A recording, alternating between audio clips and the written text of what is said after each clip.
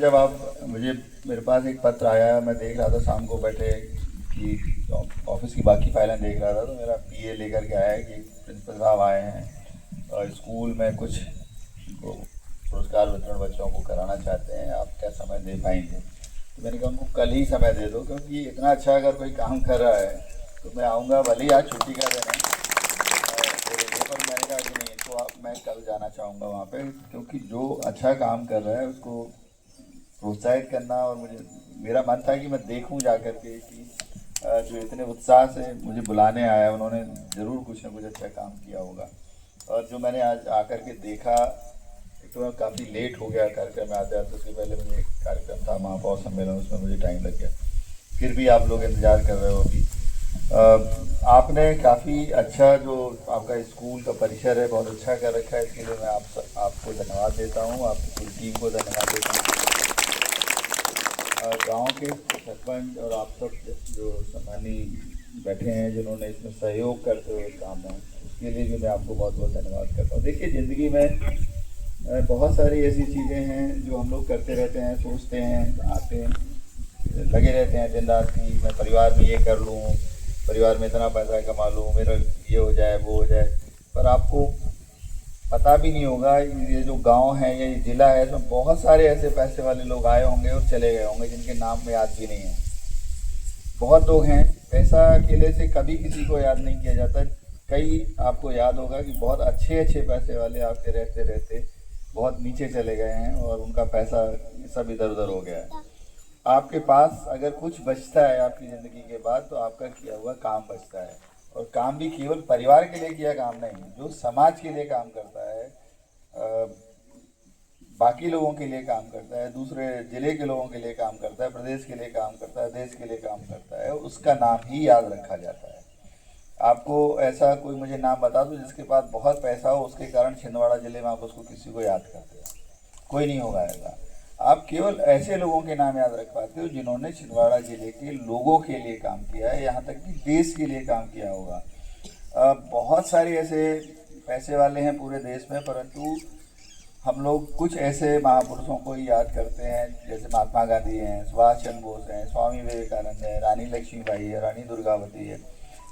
क्या जिन रानी दुर्गावती कब थी? मुगलों के टाइम पे थी, उससे अभी तक कितने लोग आए होंगे और चले गए होंगे 400-500 साल, परंतु हमें बस ऐसे 15-20 या 100-150 नाम ही याद है, उससे ज़्यादा नाम याद नहीं है, क्योंकि सब लोग बस आते हैं इसी उसमें लगे रहते हैं दिन रात कि मैं क्या कमा लूँ, क्या खा लूँ, ये पैसा ले लूँ, ये गाड़ी ले लूँ, ये मकान ले लूँ, ये पहन लूँ, ओढ़ लूँ, और 60-70 साल बाद क्या होता है फिर आपका? वो ठीक उसी तरीके से है जैसे एक बार एक मैं कहानी हर जगह सुनाता हूँ, आप लोग क्योंकि गाँव से जुड़े हुए तो सुनाने की कोशिश करता हूँ। हमारे उपनिषद की एक कहानी है, उसमें ये है कि एक राजा जनक होते हैं।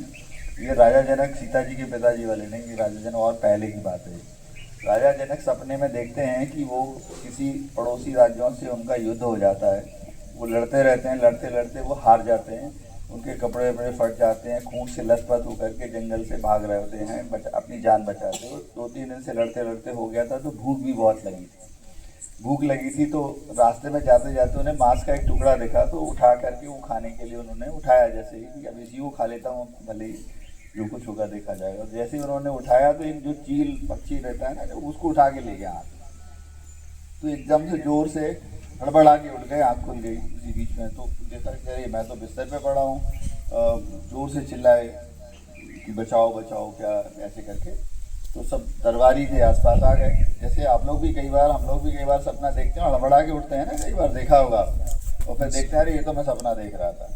ऐसे ही उनके साथ हुआ। तो वो जब वो सपने से जागे तो वो एकदम पागल जैसी उनकी स्थिति हो गई कि अरे अभी तो मैं देख रहा था कि मैं हार गया हूँ, मेरे कटे कपड़े फट गए हैं और मैं खून से लथपथ हूँ, और अभी तो देख रहा हूँ कि मैं बिस्तर पर हूँ और मेरे आसपास इतने दरबारी हैं। तो वो बस उनने दिमाग में आया कि ये कैसे हो सकता है। वो पूछने लगे कि ये सच जो मैं अभी देख रहा हूँ, मतलब जैसे आप लोग मेरे सामने बैठे हो या उनके सामने दरबारी बैठे थे और बिस्तर पर लेटे हैं, या वो सच जब वो देख रहे थे कि भैया मैं तो लड़ाई हार गया हूँ, खून से लथपथ हूँ। बस अब उनको दिमाग में पागल जैसे हो गए, क्योंकि जब उनने कभी ऐसा देखा नहीं था। बार बार बस यही रट लगाए जाए कि ये सच की वो सच जो मैंने देखा है। बार बार दरबारियों ने समझाने की कोशिश की पर कोई समझा नहीं पाया। पर उन्होंने रानी को जगाया, रानी ने भी कोशिश की कि अरे महाराज सो जाइए, आप सपना देख रहे थे। बोले नहीं, ये बताओ कि ये सच है जो आप लोग मेरे पास बैठे हो या वो सच था? क्या सच है? वहाँ पे भी मैं था, यहाँ पे भी मैं हूँ। तो उन्होंने कहा अभी तो सो जाओ, सवेरे अपने गुरु जी हैं अष्टावक्र जी, उनसे पूछेंगे, दरबार लगाएंगे। सवेरे सवेरे दरबार लगाया गया। उसके बाद जब जैसे गुरु जी आए, उन्होंने प्रणाम किया गुरु जी से। बस उनको बस एक ही रट लगी थी कि ये सच जो अभी दरबार में बैठा हूँ, आप सब दरबारी बैठो, या वो सच जो मैं रात में देख रहा था कि हार गया, भूखा प्यासा घूम रहा हूँ। तो वो मुस्कुराए धीरे से। गुरु जी ने कहा राजन, ना तो ये सच जो अभी देख रहे हो और ना ही वो सच था जो आपने देखा है। सच दोनों ही नहीं है, सच कुछ और है। तो वो अभी और परेशान है कि ये भी सच नहीं है जो मैं अभी देख रहा हूँ, ना वो सच था। तो वो कैसे, आप हमें समझाओ। तो उन्होंने सब दरबारियों के सामने कहा राजन देख, आपको याद है जब आप सपना देख रहे थे आप वहाँ थे? बोले हाँ मैं वहाँ था। आपने देखा था कि आपके युद्ध हुआ, आपने लड़ाई लड़ी, आप हार गए, आपके कपड़े वपड़े फट गए, खून वून बह रहा था और भूखे भाग रहे थे, आप वहाँ थे ना? बोले हाँ मैं ये। उतने समय के लिए बोले वो सच था क्योंकि आप उतने समय के लिए वहाँ थे, और अभी के समय के लिए ये सच है जो आप अभी देख रहे हैं। परंतु ये 60 साल 70 साल बाद ये भी आप जब कहीं और हो गए तो लगेगा अरे ये तो मेरा सपना था, ये भी सच नहीं है। इसमें ना तो वो सच था जो आपने देखा और ना ही ये सच है जो हम लोग देख रहे हैं। आप ही बताइए कि जो 60 साल 70 साल बाद आप कहाँ जाने वाले हो, या 100 साल बाद जो भी जीता है कहाँ जाने वाला है? कुछ पता नहीं है, कुछ पता नहीं है। तो जब आप कहीं और जाओगे, अभी तो लगा है कि मेरी खेत में मक्का सूख रहा है, मेरा ये हो रहा है, मेरा वो हो रहा है, और जब ये ज़िंदगी गुजर जाएगी, अगली बार कहीं और होगे तो लगेगा अरे वो तो पूरा सपना था। कि सच्चाई तो ये है जो अभी देख रहा हूँ। तो आप इसी में उलझे रहते हो, इससे